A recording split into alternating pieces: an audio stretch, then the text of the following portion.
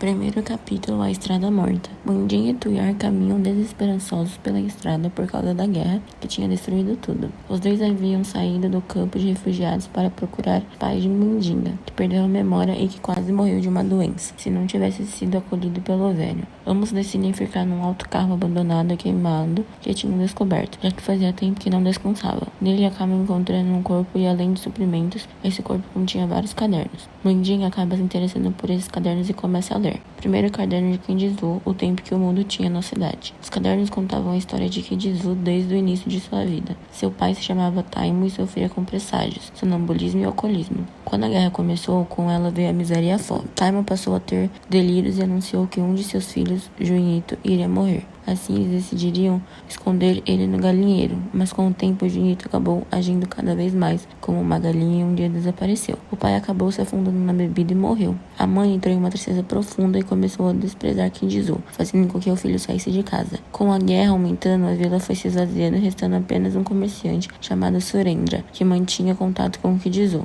Porém, um dia ele foi embora e Kindizu, após consultar um adivinho, decidiu viajar pelo mar sozinho. Segundo capítulo, as letras do sonho. Mundinga fica obcecado com os cadernos de Kindizu e isso o faz questionar Tuyar sobre quem ele era no passado, antes do campo de refugiados. Mas Tuyar acaba desconversando e o miúdo decide não fazer mais perguntas. Então, sozinho com seus pensamentos, Mundinga teoriza sobre ele ser Junito, o irmão de Kindizu que desapareceu. Segundo o caderno de Kindizu, uma cova no teto do mundo. Kindizu viajou com esperança de se tornar um dos Naparangas, que eram basicamente guerreiros de guerra. Ele acabou tendo um pesadelo onde um fantasma tentou obrigá-lo a entrar numa cova e, com medo, resolveu ficar dias e dias vagando pelo mar sem pisar na areia. Em um desses dias, ele teve um sonho com seu pai, onde descobriu que sua mãe se casou novamente e que Taimo odiava a ideia de ele ter saído de sua vila, o amaldiçoando a não ter mais sonhos. Terceiro capítulo, o amargo gosto da Maquela. Mundinga e Tuyar acabam ficando sem comida e decidem procurar por mais. Onde esse meio tempo, ele acaba revelando ao garoto que seus pais haviam morrido em um tiroteio com bandidos. Os dois acham um terreno com mandiocas e quando Mundinga decide comer uma, Tuyar diz a ele que o miúdo pegou a doença, quase o matou comendo uma mandioca e decide falar como conheceu o garoto. Tuyar estava no campo de refugiados e teve que ajudar a enterrar 6 crianças duas e acabou percebendo que uma delas estava viva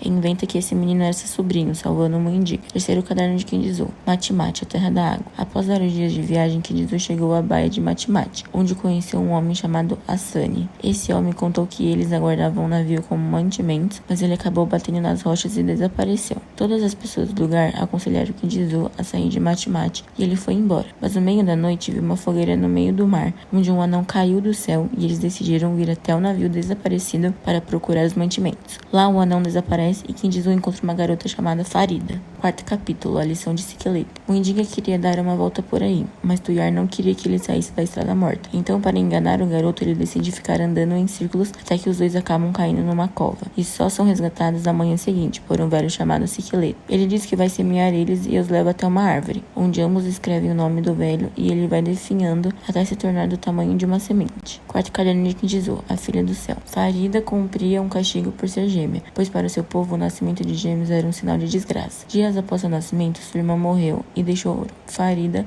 passar fome para diminuir a maldição e escondia que sua irmã tinha morrido. Ela e sua mãe foram expulsas da vila e foram morar no mato, onde Farida descobriu que a mãe não matou de fato sua irmã, mas acabou estragando para um viajante. Desgraças começaram a acontecer na vila e o povo decidiu sacrificar a mãe da garota para que elas parassem. Farida foi crescendo e se esqueceram dela, então decidiu ir embora. Ela foi acolhida por um casal, Romão Pinto e Virgínia, que a tratavam como uma filha, até que Romão Pinto começou a perseguir a garota e tentar tocá-la. Virgínia decidiu levar Farida embora e a entregou a um padre, mas ela não ficou muito tempo lá e depois voltou para a aldeia para ver Virgínia, novamente, onde acabou sendo abusada por Romão Pinto e ficou grávida. Ela não queria ter o filho, então entregou para o mesmo padre, mesmo tendo se arrependido depois. Farida queria viajar para longe, então acompanhou um grupo de pescadores que ao achar de um navio deixaram ela. Quinto capítulo, o fazedor de rios. Mundinga e Tuyar encontra Namataka, um conhecido do velho, que estava construindo um rio que se chamaria Mãe Água, já que ele quase morreu afogado num rio, mas foi salvo por uma mulher. Os dois decidem ajudá-lo e uma tempestade cai, fazendo com que o rio se enche e Namataka acaba caindo na corrente e sendo levado pelo rio. Ambos continuam seu caminho e decidem ler as histórias de Kinjizu. Quinto caderno de Kinjizu, juras, promessas e enganos. Farida e Kinjizu tiveram uma discussão, pois a mulher queria que ele procurasse seu filho quando saísse dali, mas ele queria ir atrás dos Naparangas. Mas no fim, Kinjizu cede. Ele percebeu que se importava muito com Farida, que estava apaixonado por ela e a queria por perto. Os dois tomaram um banho juntos e Farida falou que Kinjizu precisava ir embora, onde ele pede para que ela vá com ele, mas ela nega. Kinjizu prometeu que traria seu filho e ela prometeu que esperaria por ele no navio. Sexto capítulo. As idosas profanadoras. Os dois saem para pegar água e um grupo de velhas aparece. Mundiga tenta chamar a atenção delas e elas acabam correndo atrás dele. Quando o alcançam, começa a bater nele, mesmo com Mundiga falando para elas pararem, já que elas não falavam a língua dele. As velhas ficaram nuas e iniciaram uma dança para logo em seguida violentar o menino. Kiara explica que aquilo era uma cerimônia para afastar os gafanhotos e que nenhum homem poderia assistir. Depois, eles voltam ao autocarro e leem novamente os cadernos. Sexto caderno de Kinjizu, o regresso ao Matemate. Kinjizu retornou a Matemate e decidiu começar a procurar Gaspar, o filho da Farida. Enquanto subia uma colina, um homem sentado numa cadeira de rodas avançava pela descida, onde foi lançado no ar e Kinjizu foi obrigado a ajudá-lo. Reconheceu o sujeito como Antoninho, ajudante da loja de Surendra. Eles devolveram a cadeira de rodas para a Sunny, que lhes disse que Surendra morava com ele. Os dois decidiram ir de noite até a casa de Asani, onde encontraram Surendra completamente perturbada da cabeça. E Kinjizu fica sabendo que ele havia improvisado uma jangada e colocado sua esposa, Asma, dentro, empurrando-a pelo mar. Sétimo capítulo. Mão sonhando mulheres. Mundiga estava muito deprimida, então Tuyar sugere que o garoto precisa de uma mulher. Ele conta sobre seu caso com Georgina, uma mulher que ele achava que era apenas uma vagabunda, mas estava errado. Tuyar tenta fazer com que Mundiga prove dos prazeres sexuais contra a vontade do miúdo, e após isso acabam adormecendo encostados. No dia seguinte, Mundiga pergunta a Tuyar o porquê dele não se lembrar de nada,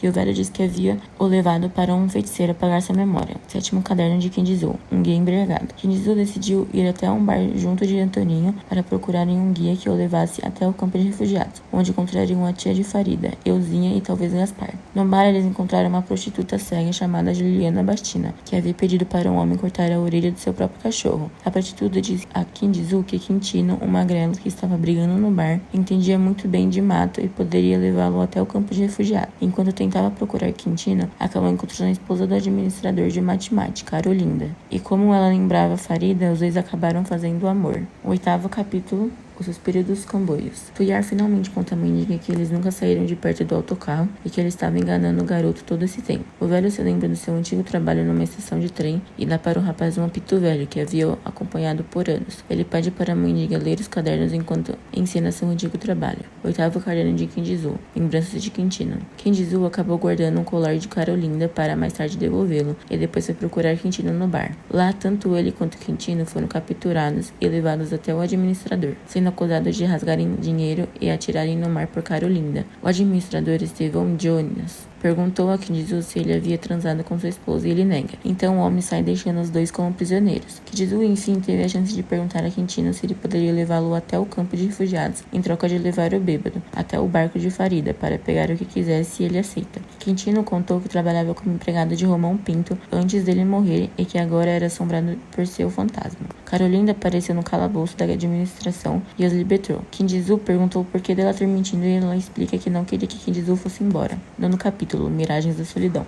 Mundiga resolve fingir de conta que ele era Kinjizu e Tuyar seu pai, Taimon. De início, o velho recusa por não querer brincar com o falecido, mas de tanta insistência acabou cedendo. O fingimento acabou confundindo a cabeça de Mundiga, o deixando deprimido novamente e o fazendo chorar. Tuyar conforta o garoto e antes de adormecer, Mundiga lê os cadernos. No caderno de Kinjizu, apresentação de Virgínia. Quintino deu um bolo em Kinjizu e ele decidiu conhecer a velha Virgínia. Ele falou que Farida pediu para que ele procurasse seu filho e Virgínia disse que apenas poderia falar sobre isso na sua antiga casa. A velha lhe contou que o menino apareceu no seu quintal desacordado e as crianças acabaram convencendo ela a deixar Gaspar vivo num poço. Quando percebeu que era seu parente, abrigou o menino em sua casa, mas ele ficou após alguns dias. Os dois acabaram ouvindo uma conversa entre o fantasma de Romão Pinto e o administrador Estevão Jonas, onde eles faziam um acordo para tirar o dinheiro de Virgínia, pois toda a fortuna de Romão havia passado para seu nome após sua morte. Carolinda acabou descobrindo sobre esse plano e fica extremamente irritada com o administrador. Após isso, Virginia foi embora e Kenjizu se encontrou com Carolinda. Eles ficaram nos amassos até que Kenjizu chamou sem querer ela de Farida e Carolina ficou tensa. Ela conta que teve outro marido antes de Estevão que morreu na guerra por ter sido emboscado por seus próprios companheiros.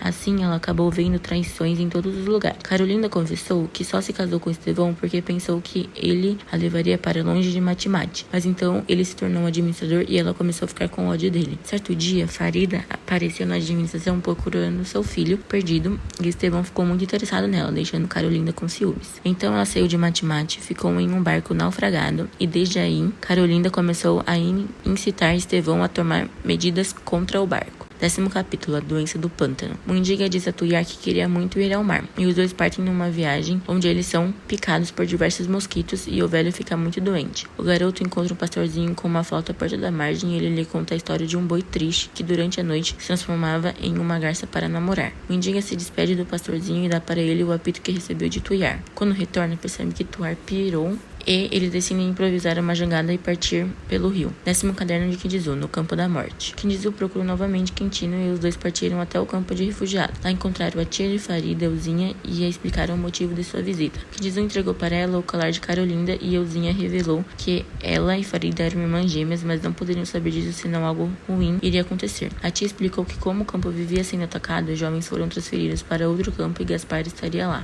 Os dois resolveram passar um tempo lá e encontram Carolinda. Quintino se envolve com uma garota chamada Jotinha, que acaba transando com Kenjizu sem querer. Na manhã seguinte, eles encontraram caos de comida sendo devorados por insetos enquanto os refugiados passam fome, e Carolinda ficou com ódio, pois aquilo era culpa de seu marido. Ela bolou um plano para distribuir a comida, mas um problema surge por Kenjizu ter ficado com Jotinha, e o plano quase dá errado. Quando Carolinda e Kenjizu finalmente distribuíram os alimentos, Euzinha ficou muito feliz e dançou bastante junto com o restante dos refugiados. Então, após um tempo, Euzinha cai morta no chão. 11º capítulo, Ondas escrevendo histórias. A doença de Tuyar piorava cada dia que se passava, como se ele estivesse prestes a morrer. Quando chegam no autocarro, Mendiga leva o banco de Tuyar pela areia e eles avistam um barco, o mesmo de Kenjizu. Tuyar pede para que o garoto o deite no barco, assim como Surendra havia feito com a mulher dele. E após muita insistência, Mendiga aceita e o leva até a canoa. Enquanto esperam a maré subir, Mendiga lê para Tuyar o último caderno de Kenjizu. E quando a maré sobe, o velho é levado pelas águas.